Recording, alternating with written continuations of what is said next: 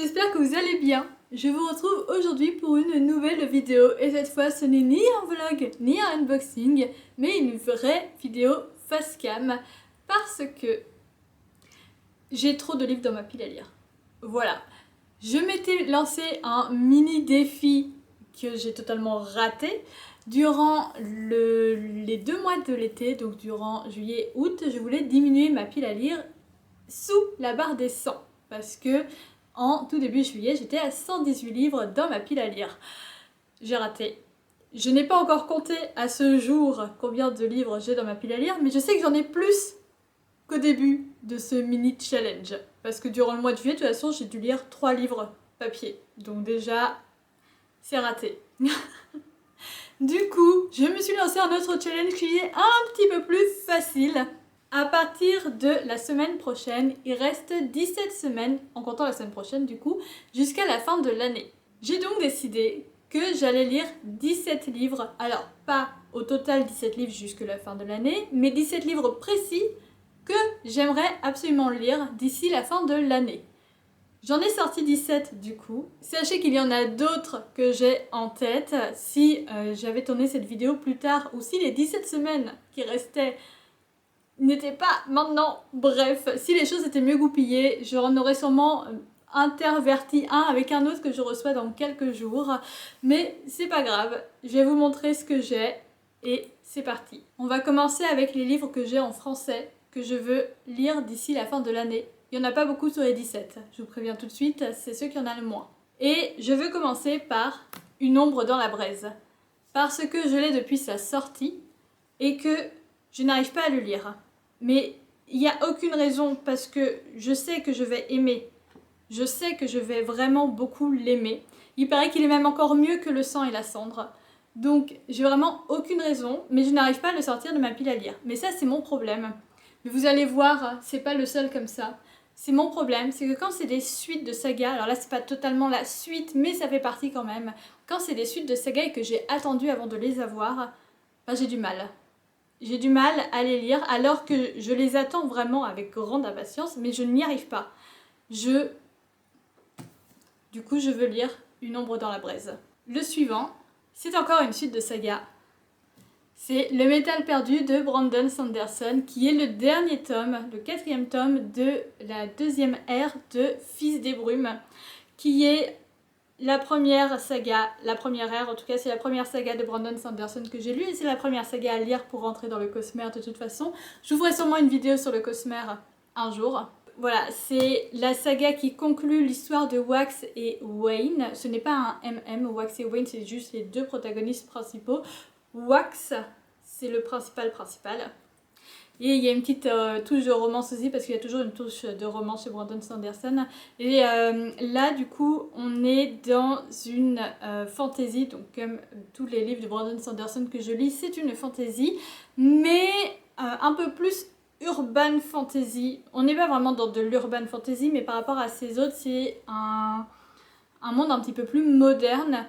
Et j'avais vraiment beaucoup aimé. C'est plus léger que la première ère de Fils des brumes. Et franchement, c'est trop bien. Donc j'ai vraiment aucune raison, mais depuis que je l'ai acheté le jour de sa sortie, je crois que j'ai acheté vraiment le jour de sa sortie, pareil, je n'arrive pas à le sortir de ma pile. Mais ça, c'est tous les livres de Brandon Sanderson par contre. Je les attends avec tellement d'impatience qu'en général, j'arrive pas à les lire après. Je sais pas, ça doit être une peur d'être déçue, alors que je suis jamais déçue par Brandon Sanderson, c'est pas possible. Mais je sais pas. Le livre suivant, en français, c'est Endray, de Garance de Jorna. De Endray de Garance de Jorna, qui est une fantasy, une high fantasy. C'est le premier tome d'une trilogie, j'ai les tomes 1 et 2 dans le format comme ça. C'était avec la campagne Ulule, je les avais reçus en décembre si je me souviens bien. Et j'ai trop envie de les lire, sachant que le tome 3, je l'ai commandé aussi sur Ulule et que je devrais le recevoir d'ici quelques semaines maintenant. Donc j'aimerais bien lire au moins le tome 1 pour pouvoir ensuite enchaîner avec le 2 et le 3 tranquillement sans me presser. Parce que de toute façon les grosses fantaisies, je préfère mettre plus de temps à les lire parce que ça bouffe de la place dans le cerveau. C'est assez lourd. Mais j'ai très hâte de le lire, surtout que, comme je vous l'ai dit, ça fait depuis décembre que je l'ai, donc ça commence à faire beaucoup. L'avant-dernier livre en français que j'aimerais lire avant la fin de l'année, c'est Le Roi Umbra de Jamie Applegate Hunter. Celui-là, c'est très sûrement le premier livre d'ailleurs de ce mini challenge que je vais lire parce que le tome 2 sort bientôt et que du coup j'aimerais bien le lire et pourquoi pas postuler pour le recevoir en SP. Je croise les doigts, jusque maintenant à chaque fois que je postule je n'y arrive pas, mais en même temps je comprends parce que j'ai pas énormément d'abonnés, mais on sait jamais. Mais voilà, j'aimerais beaucoup le lire. En plus, ce que j'aime beaucoup, c'est que on a un lexique glossaire, enfin une table de prononciation. Du coup, je trouve ça trop bien. Et ouais, on est dans une fantasy romantasy qui est un petit peu dark.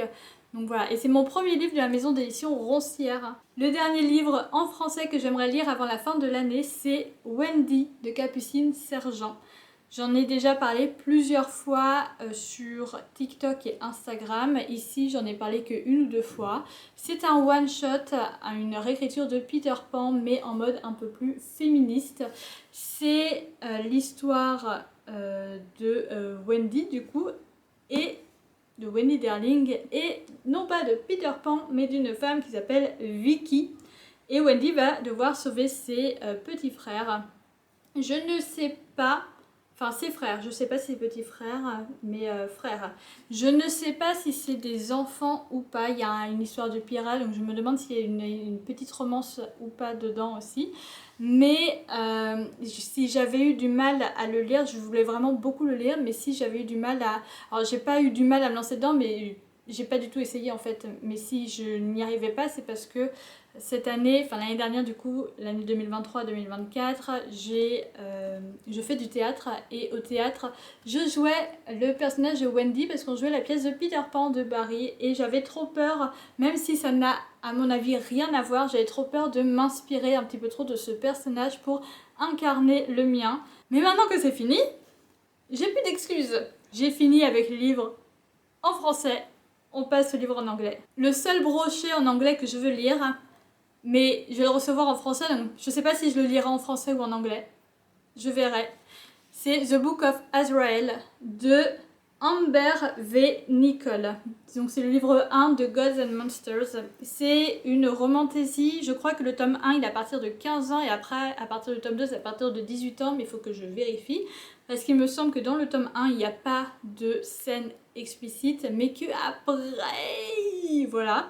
C'est une dark romantasy également et j'en ai vraiment beaucoup entendu parler, tellement que ben, du coup je vais l'avoir en double et potentiellement en plus si Fairyloot, comme ça a été potentiellement leaké, le sorte. Mais voilà, c'est pour ça il faut que je lise avant pour savoir si oui ou non ça vaut le coup que je le prenne aussi chez Fairyloot. La seule petite romance toute douce de cette pile, c'est... Enfin, toute douce, tout est relatif, mais c'est pas non plus une dark romance, quoi. C'est Not in Love de Ali Hazelwood, que j'avais reçu le mois dernier. Le mois dernier. Qui est, quand je dis toute douce, tout est relatif, c'est parce que contrairement à ses autres livres, celle-là, elle a dit elle-même qu'elle aurait limite pu le rentrer dans la catégorie romance érotique. Je ne pense pas que ce soit une romance érotique non plus. Je ne l'ai pas encore lu donc je ne sais pas. Mais tout ce que je sais c'est qu'elle est beaucoup plus spicy que ses autres romances. Mais je n'ai aucun doute que le personnage masculin soit toujours un hyper gros green flag. Je continue avec les livres qui ne sont pas des fantaisies. Le prochain c'est Good Girl, Bad Blood de Holly Jackson, qui est le deuxième tome de la saga A Good Girl's Guide to Murder. C'est une trilogie, en français c'est Meurtre en mode d'emploi, une série est d'ailleurs sortie sur Netflix. Je ne l'ai pas vue, donc je ne sais pas ce qu'elle vaut. Et j'avais lu le tome 1 l'année dernière, je crois que je l'ai lu en été l'année dernière. Et j'avais vraiment beaucoup aimé, c'est une sorte de... Enfin, pas une sorte, c'est un policier / thriller young adulte et j'avais beaucoup aimé sachant que ça me sortait beaucoup de ma zone de confort en termes de genre littéraire parce que ben, vous voyez bien en général je ne lis que des fantaisies ou des romances sous toutes les coutures certes mais que ça, donc là ça m'avait vraiment sorti de ma zone de confort. Et oui, pour me sortir de ma zone de confort j'avais acheté l'édition Fairyloot parce que Et du coup, j'ai bien envie de continuer. Et comme ça ne s'arrête pas non plus en mode gros cliffhanger, c'est pour ça que j'ai mis du temps. Et j'aimerais bien en lire un cette année et un l'année prochaine pour pouvoir finir la trilogie, mais tranquillement. Et j'ai beaucoup envie de retrouver les deux personnages. J'ai oublié leur nom parce que j'ai une mauvaise mémoire. Mais je crois que la madame s'appelle Poppy, mais je ne suis pas sûre. Non, c'est Pip. Pip, ça m'est revenu juste avant que je lise le nom du personnage. Et voilà, j'aimerais beaucoup retrouver nos deux protagonistes. Il y a une petite touche de romance dedans parce que j'adore ça. J'aimerais beaucoup les retrouver et découvrir ce que Holly Jackson a bien pu trouver pour continuer un petit peu l'histoire de ces personnages. On continue avec le young adulte avec Ruthless Vows de Rebecca Ross. On revient un petit peu avec ce que je disais au début de la vidéo, où je disais que... C'était Horus. Où je disais que j'ai beaucoup de mal à continuer les sagas quand j'ai attendu longtemps, etc. Et là, il faut savoir que j'ai lu le tome 1 il y a tout juste un an, un tout petit peu plus d'1 an. C'était l'été dernier. Et j'ai reçu du coup là le tome 2 il y a quelques semaines. Et c'est une duologie, donc en plus c'est la fin de la saga, ce qui est encore pire parce que c'est encore pire quand je termine, quand c'est des fins de saga. Et j'avais vraiment énormément aimé le tome 1, c'était un véritable coup de cœur, c'est très poétique, c'est très doux, c'est très mignon, mais j'y arrive pas. Du coup, mon objectif c'est de lire le tome 2 avant la fin de l'année. Toujours en young adulte, on a Crimson Moss, The Crimson Moss de Kristen Ciccarelli, qui est un coup de cœur d'une amie qui avait beaucoup aimé aussi Divine Rivalité, et qui a dit que ça aussi c'était un gros coup de cœur, que ça aussi c'était hyper bien écrit, qu'elle avait beaucoup aimé la romance dedans, sachant que elle n'aime pas forcément la romance. Du coup, j'ai très hâte de le découvrir. Mais pareil, quand c'est des livres qui me font trop envie, je n'arrive pas. C'est trop bizarre, quand c'est des livres qui me font trop envie, je n'arrive pas à les lire. C'est un Enemies to Lovers avec une sorcière et un chasseur de sorcières. Mon dernier young adulte que j'ai envie de lire avant la fin de l'année, c'est If I Have to Be Hunted de Miranda Sun. Mais ce livre-là, depuis que je l'ai reçu, je veux le lire. Vraiment, si je dis pas de bêtises, c'est un one-shot. Déjà, trop bien. C'est un young adulte entre un fantôme, une petite romance entre un fantôme et une personne qui peut voir les fantômes. Il est trop beau, il a l'air trop bien. Du coup, j'arrive pas à le lire. C'est trop bizarre. Mais voilà, du coup, j'ai envie de le lire avant la fin de l'année. Vraiment, je veux enfin savoir ce qui se passe dedans parce que je n'en peux plus de pas savoir. Maintenant, on passe au romantasy / fantasy adulte, mais je crois que ce sont... Non, c'est pas que des romantasy, mais beaucoup. Le premier, du coup, donc, des petites romantasy adultes, donc, c'est le 11e livre que je vous présente. C'est The God and the Gumiho de Sophie Kim, que j'ai reçu très récemment dans la box Adulte Fairy Loot, qui est trop beau, qui a l'air trop bien. Et en plus, ça parle du folklore coréen. Et je trouve ça trop bien parce que on a enfin des représentations qui sont vendues comme ça à l'international, qui sont faites pour être découvrir. On a enfin des représentations de livres qui parlent d'autre chose que juste notre monde occidental, qui parle d'autres choses, qui s'inspirent d'autres cultures. Du coup, j'ai vraiment très envie de le lire. Un autre livre que j'ai trop envie de lire, qui est sorti en français en plus, qui a bientôt le tome 2 qui sort en anglais. Du coup, là, maintenant, il faut absolument que je le lise parce que, voilà. C'est A Fate Inked in Blood de Daniel L. Jensen. C'est bon, je me suis pas trompée dans le nom. Qui est une petite romantasy viking, tout ça, amour interdit, etc. Tout ça et tout. Donc ça a l'air trop bien. J'ai vu beaucoup de bons retours dessus. Donc il est temps que enfin je me mette à le lire. Encore une autre romantasy que là je n'ai pas beaucoup entendu parler. Mais ça me fait trop envie. C'est une sorte de réécriture du Lac des Cygnes. C'est A Feather So Black de Lyra Selen. Et vraiment, déjà juste, il est trop beau. Donc déjà rien que pour ça, j'ai envie de le lire. Et c'est une sorte de réécriture du Lac des Cygnes Et j'ai rien d'autre à dire en fait. Je me souviens même plus du résumé parce que de toute façon je les oublie à chaque fois. Mais il a l'air trop bien et il est trop beau. Juste il est trop beau, donc il est trop beau, j'ai envie de le lire. Voilà, c'est simple comme bonjour. Je vois un livre trop beau, j'ai envie de le lire. Je juge totalement les livres à leur couverture. Et alors les 3 derniers que je vais vous montrer, surtout les 3 dans la même catégorie.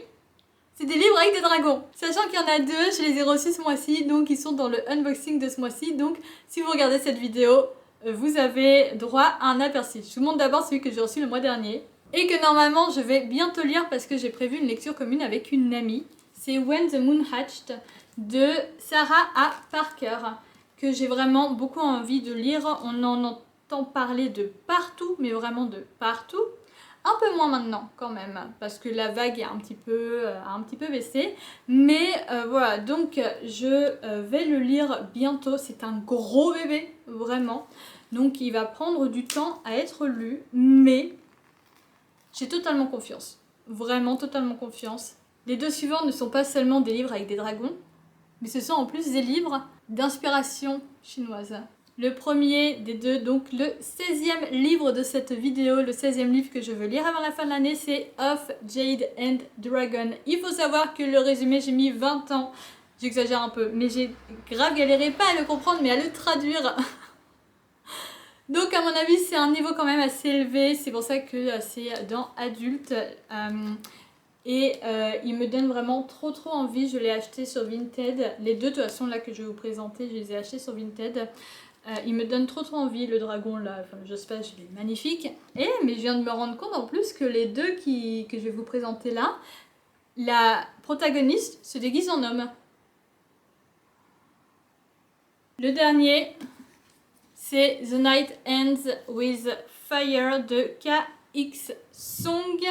Qui, du coup, il y a un dragon dedans, hein, voilà, les petits dragons, il est là aussi, et puis il est là aussi.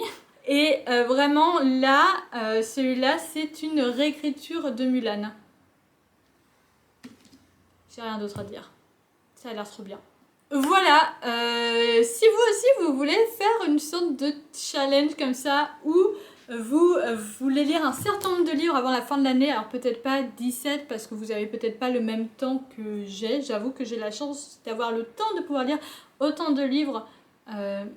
Voilà, je sais que tout le monde n'a pas cette chance-là, n'a pas ce temps-là, mais si vous aussi vous avez comme ça un nombre de livres que vous voulez lire avant la fin de l'année, peut-être un toutes les 2 semaines ou quelque chose comme ça, dites-le moi et pourquoi pas me noter aussi les titres des livres en commentaire. Comme ça, on peut potentiellement se donner des petites recos de livres. En attendant, je vous remercie d'avoir regardé cette vidéo. Je vous fais des gros bisous et surtout, bonne lecture!